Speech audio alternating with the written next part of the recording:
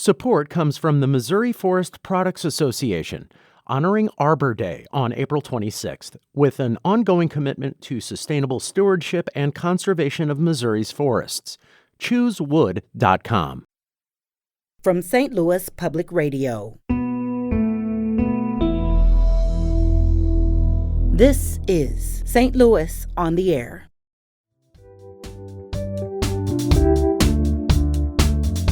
I'm Sarah Fensky. Maybe you are no fan of bats. They certainly are odd looking, and maybe you suspect they had something to do with the COVID-19 pandemic. That's a theory. But both of my guests today know a lot more about bats than you do, and they are key parts of local bat conservation efforts.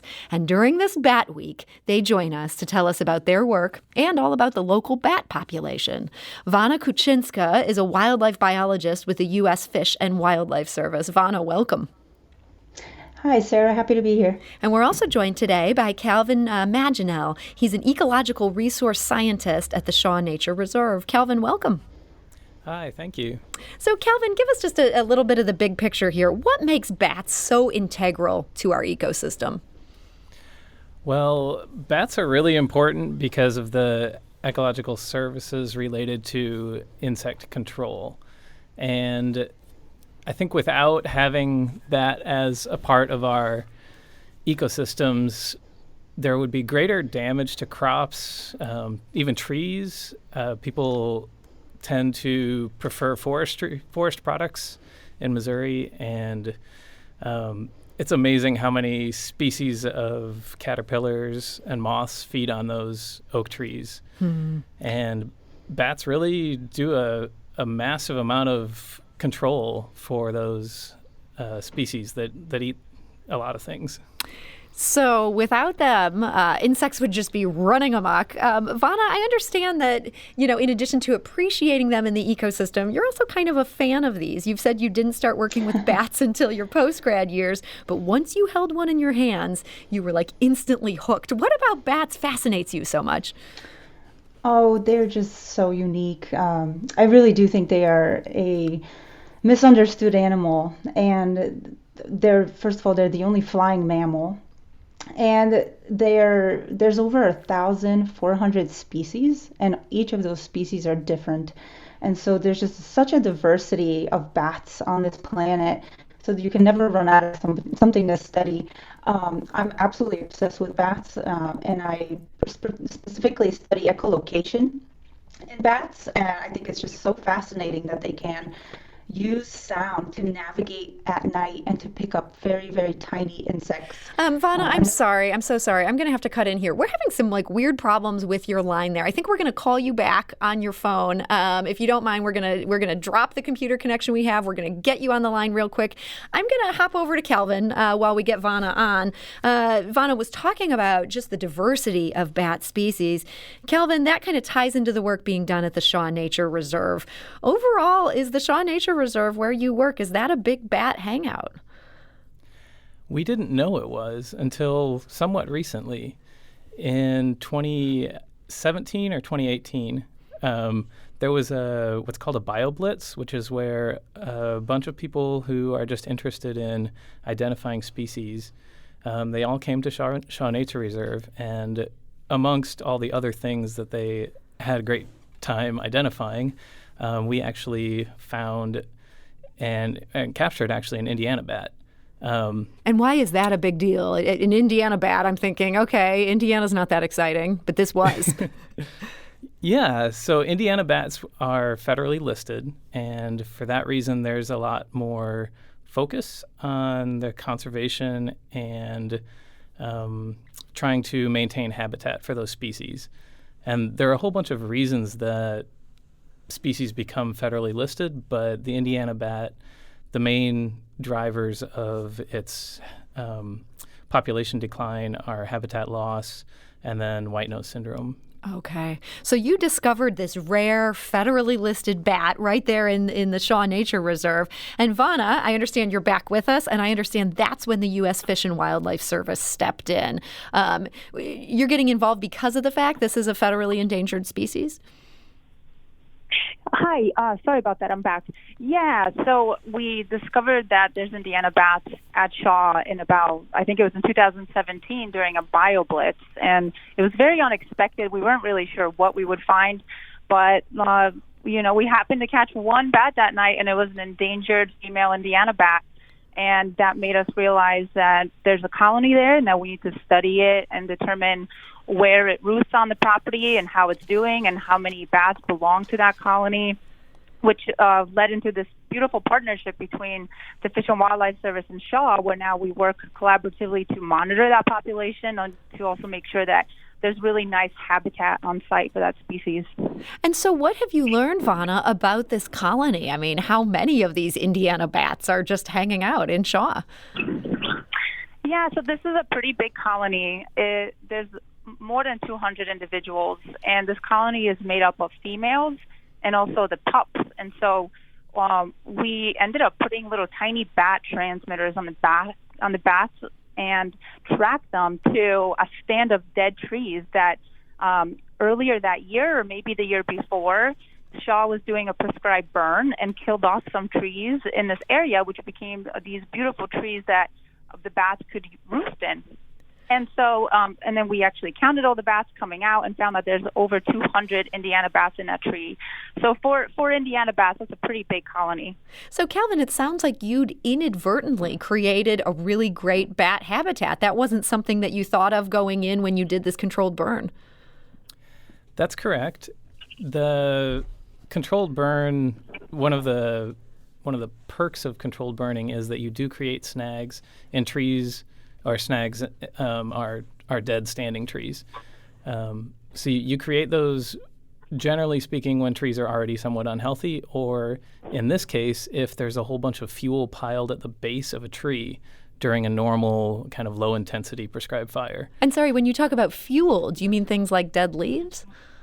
Dead leaves, and in this case, because it was actually in the floodplain of the Merrimack River, it was sticks and logs and just a debris pile from normal just logs and things traveling down the river that got kind of packed at the base of some of these trees. That's very cool. So you ended up making this great habitat. This worked out swimmingly. So Vanna, your work now, you got a handle on the size of this community or this colony. But now that you've done that, I understand your bat work is not complete at all. You're also doing some additional research there on site. What are you up to there? Yeah, so part of my job is to review proposals for projects, and those could be development projects and any projects that require removal of woodlands and removal of these dead standing trees. And as part of that process, we have to review if that project could potentially impact bats and impact endangered species. And so we have to ask these developers to go out and do surveys and determine if their project will impact that species. And they have to go out and actually tell me if there are bats there. But it's really tough. And we have to have guidance that directs them for how to do it. How long do you actually have to go out into a woodland to know if an Indiana bat is present there? Is it 1 day? Is it 5 days? And so because Shaw has such a nice diversity of bats and because it has a colony of these endangered bats, we can use Shaw to use it as one of our sample points to decide and study it, how long it takes to actually pick up a bat using this special bat detector that are usually deployed to pick up bats. And so that's kind of what we're doing there. So we're trying to understand how long it takes to pick up not only Indiana bats, but other bats that we're concerned about that we think could potentially get listed on the Endangered Species Act in the future. So this is just all kind of a great laboratory for some of these things you need to understand in order to put protections in place elsewhere. Absolutely. So Vanna, wonderful. You mentioned this bat detector, and this is actually a great thing because you've shared a recording with us that was made of an echolocating hoary bat, and this is something that was done with a bat detector. I'm going to play this for people here, and then I'm going to ask you to sort of explain what's going on in this recording. So let's listen to this.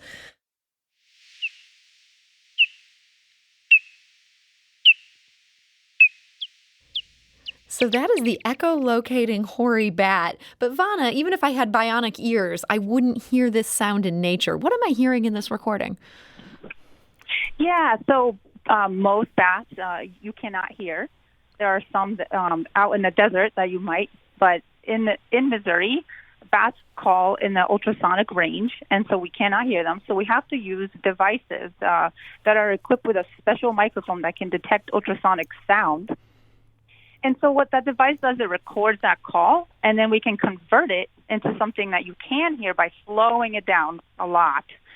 And that's what you just heard. It's what a bat sounds like, and those pulses, those little peaks that you hear, are pulses and the echoes coming from the bat, and those are used to navigate through a woodland to know where a tree is, or they might be used to find an insect. So they're producing those sounds all night long as they're flying. Very interesting. So I have to say, like, through the course of this conversation, you guys have sold me a little bit on these bats. They do seem really interesting, to Vanna's earlier point, and I also understand now the role they play in this ecosystem. But Vanna, I understand they are under a lot of threats. Is this principally just as development continues to encroach upon places where they might live, or is there more here that's a problem for bats? Yeah, there's really there's several threats, but primarily deforestation is a big one, and there's plenty of it in St. Louis, right, and all over Missouri. And so we have to be very careful with where we remove woodland habitat to make sure that we're not removing it from these endangered species, or that if we do it very carefully and thoughtfully. And then another big issue that's more recent is a disease called white nose syndrome, and it's a fungus that grows on the bats when they're hibernating, and it is prevalent in Missouri, and it is definitely killing off many of our bats. And is there anything that can be done about that, Vanna? There's a lot of researchers focusing and studying what we could do. Right now, there's no cure. Missouri has over 7,000 caves, so even if we were to find a cure, it's very difficult to apply because you would have to visit many, many caves to apply some sort of antifungal, for instance. And so the best we can do is just really manage habitats that currently exist and make sure that we're not stressing the bats out in any other ways. So habitat management is very important, and making sure we're just leaving dead standing trees alone. That's really a big one. Just making sure we're not stressing bats out in any other ways while they're dealing with this disease.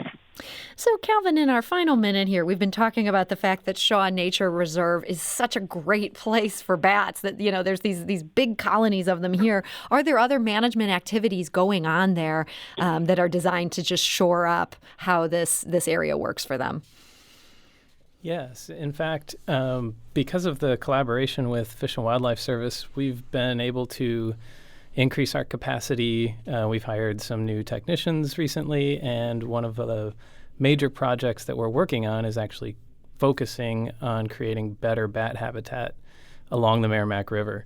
So one of the things that we're doing is creating snags, dead standing trees, instead of just through prescribed fire activities, which we already do annually in various places on site. Instead, we're actually going and, for example, in places where the trees are really thick and it would be hard for bats to forage because it's harder for them to fly through really thick forests, then we might take maybe 20 of the smaller mid-story trees and actively kill those so that they can, A, become habitat, and B, as they fall down, then it'll be easier for the bats to forage in those areas.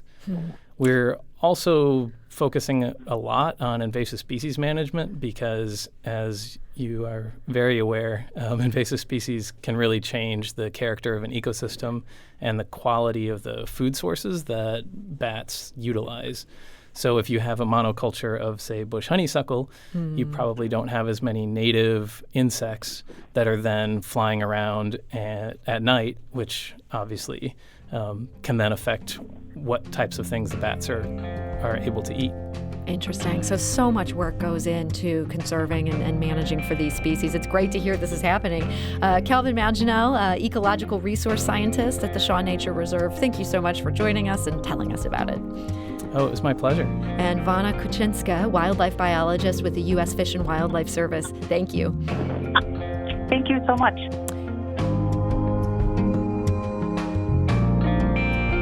This episode was produced by Laura Hamden with audio engineering by Aaron Dorr and production assistance from Jane Matherglass. It was mixed and edited by Aaron. Our executive producer is Alex Hoyer.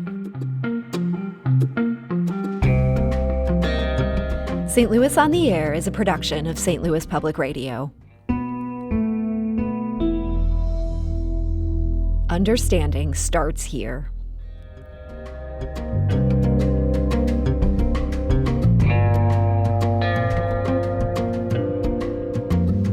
Do you find yourself regularly listening to episodes of St. Louis on the Air? Suggest us to a friend you think might enjoy our conversations, and leave us a review and rating on Apple Podcasts on the App Store. It's the simplest way to help people discover our show. Thank you. St. Louis Public Radio is a member-supported service of the University of Missouri, St. Louis.